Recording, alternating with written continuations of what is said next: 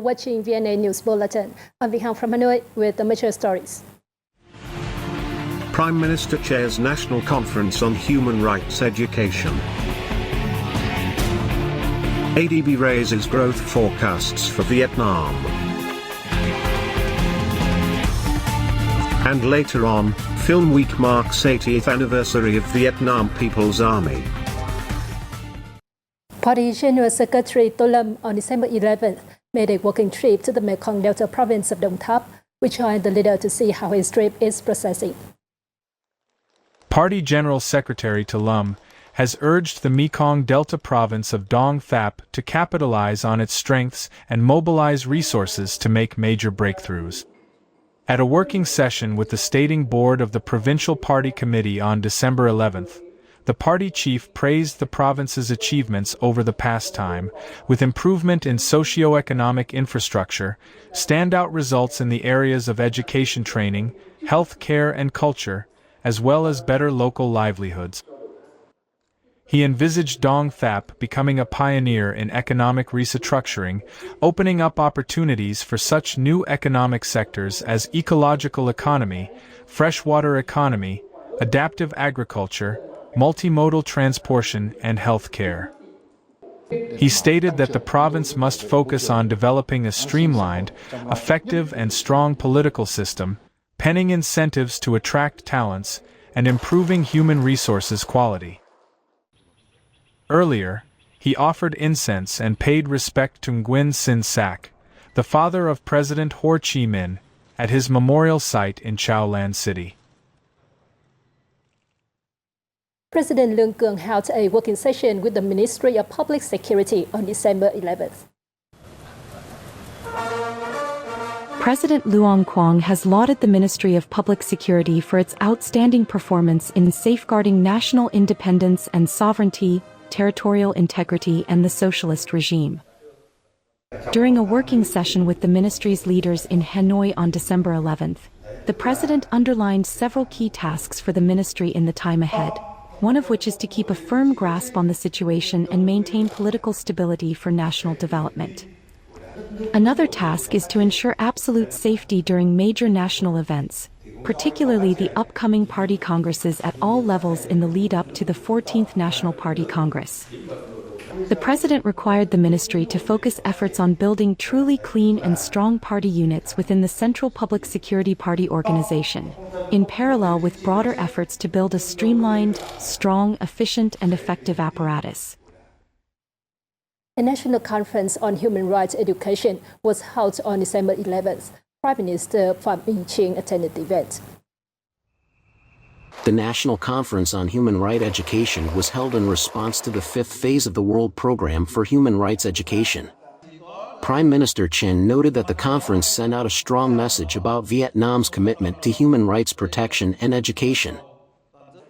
He underlined Vietnam has made considerable strides in ensuring human rights, with tangible improvements in citizens' material and spiritual well-being.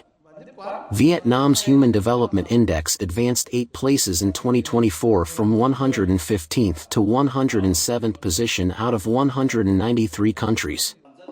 Vietnam's Happiness Index rose 11 places, ranking 54th out of 143 countries, and its Sustainable Development Goals Index improved by 1 place to 54th out of 166 countries.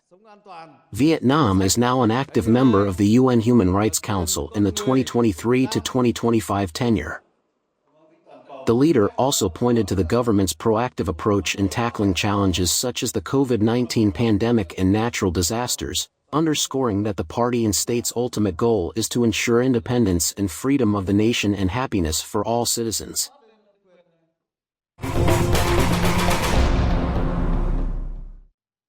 The Asian Development Bank, or ADB, raised its 2024 and 2025 growth forecast for Vietnam to 6.4% and 6.6% from previous prediction of 6.0% and 6.2%, driven by stronger trade activities and ongoing fiscal stimulus measures.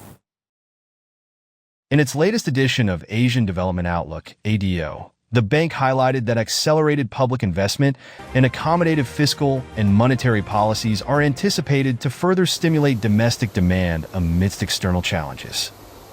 Despite the severe impacts caused by Typhoon Yagi in various areas of the country, the government's swift response and recovery efforts limited the impacts on growth, it stated. The growth forecasts for Asia and Pacific were trimmed to 4.9% in 2024 and 4.8% for 2025 due to weaker domestic demand prospects in South Asia. In the meantime, the region's inflation rates were adjusted down to 2.7% from 2.8% in 2024 and 2.6% from 2.9% in 2025, mainly on softening global commodity prices and an expected decline in oil prices. Prime Minister Pham issued a directive on December 9th to expedite the National Green Growth Strategy for 2021-2030 with a vision to 2050, aiming to achieve carbon neutrality. The directive outlines tasks for government agencies, local administrations, and key sectors to integrate green growth into development plans and legal frameworks. It emphasizes improving public awareness, fostering interagency coordination, and embedding green principles into national strategies. The Ministry of Planning and Investment is tasked with creating a roadmap for green growth linked to long-term socio-economic goals, promoting private sector involvement, and revising legal frameworks to prioritize green funding. Other ministries will focus on developing a carbon market, advancing green industries like renewable energy and electric vehicles, and aligning with international mechanisms. The strategy also includes reforms in agriculture, urban development, education, and international cooperation, with a call for collaboration from businesses, research institutions, and educational bodies. Prime Minister Pham has issued an official dispatch emphasizing the urgent need to address obstacles hindering the progress of social housing projects, aiming to enhance the effectiveness of social housing development and meet the growing demands of people. Localities were asked to strictly adhere to regulations mandating land allocation for workers, housing in industrial parks, and reserving 20% of residential land with completed technical infrastructure in commercial and urban projects for social housing development. Chairpersons of provincial and municipal people's committees were tasked with implementing the national plan to build at least 1 million social housing units for low-income earners and industrial workers during the 2021-2030 period. They were urged to proactively allocate funding for land clearance and organize transparent auctions or bidding processes to select qualified investors with financial potential and technical expertise. Projects already underway should be expedited to ensure timely completion and early utilization. The governor of the State Bank of Vietnam will work with relevant ministries and agencies to speed up the disbursement of the 120 trillion Vietnam dong, or $4.7 billion credit package for social housing and worker housing development. Vietnam posted a trade surplus of $24.31 billion in the January-November period, according to the General Statistics Office. The cumulative trade value for the first 11 months of the year rose by 15% annually to over $715 billion. Up to 36 key export items each surpassed $1 billion in value, collectively accounting for 94.1% of the total. A total of 44 import products surpassed the $1 billion threshold, making up 93% of the total, with 5 exceeding $10 billion, representing 51%. The U.S. remained Vietnam's largest export market with $109 billion, while China led as a top supplier at $130 billion. Efforts to improve export quality, reduce costs, and leverage free trade agreements were emphasized, along with the need for digital transformation and enhanced market linkages. Vietnam's fruit and vegetable exports are projected to reach $6.6 billion by the end of November, fulfilling the annual target of $6 to $6.6 billion, 1 month ahead of schedule. According to the Vietnam Fruit and Vegetable Association, VNEWS, exports in the first 11 months recorded substantial growth across various markets, with double-digit increases. The most significant growth was seen in exports to Thailand, the Republic of Korea, Germany, Canada, China, and the US. Based on the obtained results, Vietnam's fruit and vegetable exports could reach a record of $7 billion or even $7.2 billion by the year end, the highest figure so far. China remains Vietnam's largest fruit importer, accounting for an estimated $4.6 billion or nearly 70% of Vietnam's total fruit export value. Although the US is not among Vietnam's top fruit importers, it offers significant advantages due to the lack of domestic production of many tropical fruits.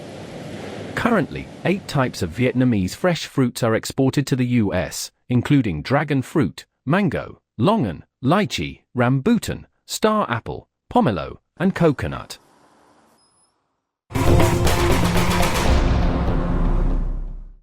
A film week marking the 80th anniversary of the establishment of the Vietnam People's Army is taking place from now until December 13th in Cao Bang Province, and from December 19th to 25th nationwide. Addressing the opening ceremony, Vietnam's Deputy Minister of Culture, Sports and Tourism Hoang Dao Quang emphasized that the Vietnamese Culture Week in Laos is not only a symbolic annual event, but also shows Vietnam's strong commitment to deepening the special friendship between the two nations.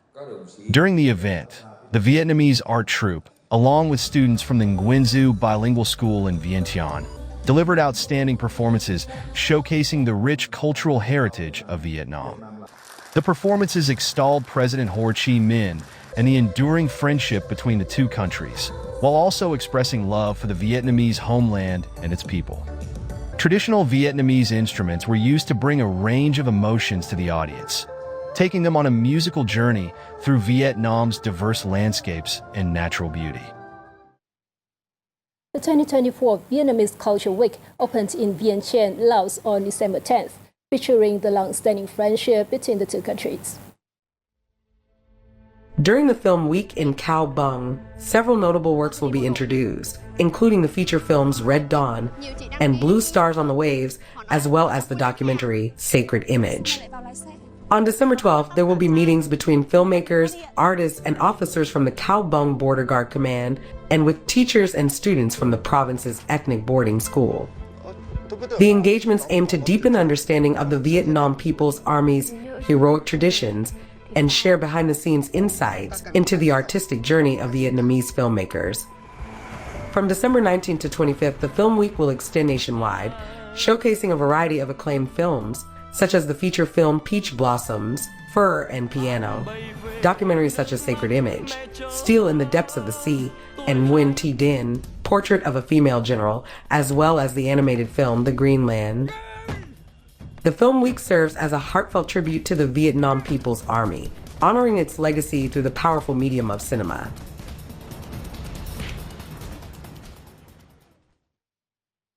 Ho Chi Minh City will step up efforts to strengthen travel linkages with the expanded northwestern region to develop more unique tourism products, according to its Department of Tourism. The number of tourists from Ho Chi Minh City to the northwestern region is increasing.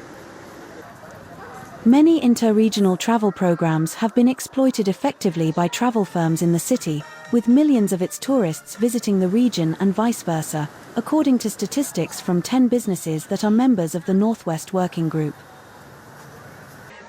The 8 provinces in the region participated in the 20th Ho Chi Minh City Tourism Festival in 2024 and the 2nd Ho Chi Minh City River Festival, which attracted crowds of tourism agencies, tourism businesses, and millions of visitors.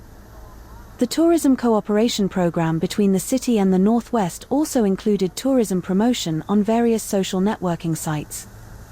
The city will organize a forum to review 5 years of implementing the tourism cooperation program with the Northwestern region next year. And that is also the end of our daily bulletin. Thank you for tuning in, and goodbye for now.